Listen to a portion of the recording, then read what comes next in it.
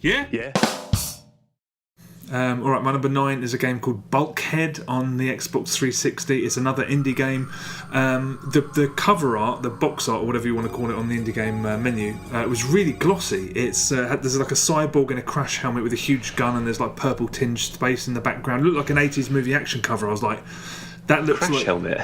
well, yeah, it's a space helmet that looks like a crash helmet. You know, Okay. that's why it looked like a really cheap 80s action movie, but they accidentally got someone talented to design the cover.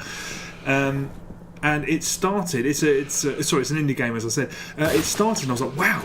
I mean, it looks quite primitive, but they mimicked the HUD from Metroid Prime, so it had those dials on it and stuff, and it looked, for an indie game, I was like, wow, not a bad job.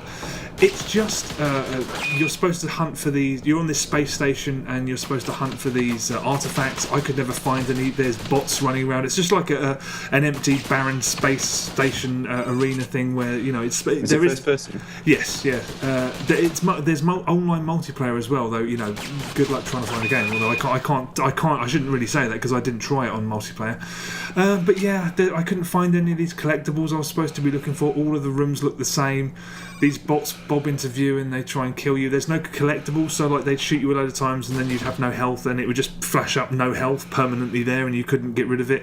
When you try to zoom down your iron sights, it's not a proper zoom. It just goes out of proportion and low res. It's the most primitive form of zoom I've ever seen in a game. It's a reasonably nice tech demo for the guy that made it, because it's.